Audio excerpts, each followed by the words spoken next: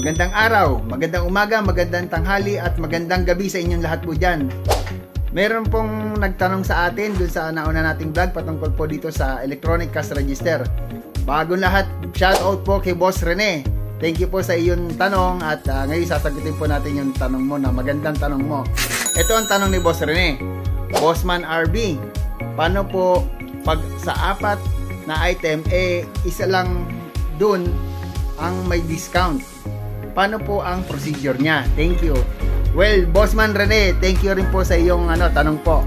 Pwede po natin pagsama-samahin sa isang resibo lang ang may mga discount item. Meron dyan kasi sa supermarket o sa tindahan man lang na mga nakasale. Halimbawa, yung isa is 10%, yung isa is 5%, wow, at yung isa naman is regular price. O po pwede po natin yung gawin na pagsama-samahin. So, ito, tuturo ko sa inyo yan. Okay, ngayon po ay meron ako ditong inihanda na sample. Na kunwari, itong item na to, ang halagaan niya is 300. Regular price yan. Tapos ito naman is 200. Meron siyang discount na 10%. Tapos ito naman ay 100, meron siya discount na 5%. So, okay, regular transaction po tayo. Ganito lang po ang gagawin natin. Press mo yung 300, 300.00. Tapos ano siyang department kasama? Department yan. Tapos, alisin na natin ito dyan.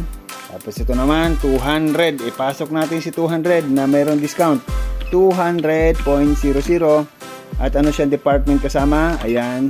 Tapos yun nga, may discount siya ng 10%. Pindutin mo si 10. At saka discount coupon. Okay. Discounted na siya. Tapos ito naman, meron siyang 100. 100.00. Ano siyang department kasama? Ayan, department 3.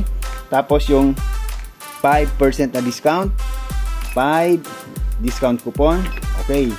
Paano naman ulit? Yung dagdag pa ulit natin isang item, yung pang-apat. Ito, again, 300 ulit. 300.00. Yan. Okay na. Tapos, ubos na lahat na napamili ko. Pindutin mo na si total. Ayun ang kabuang babayaran ko. Tapos, 875. Meron ako ditong 900. Yan. Tapos, check natin ngayon. Ayun naka-discount ako Wow! RTW, meron siyang discount na 10% at doon sa may food, meron siyang discount na 5%.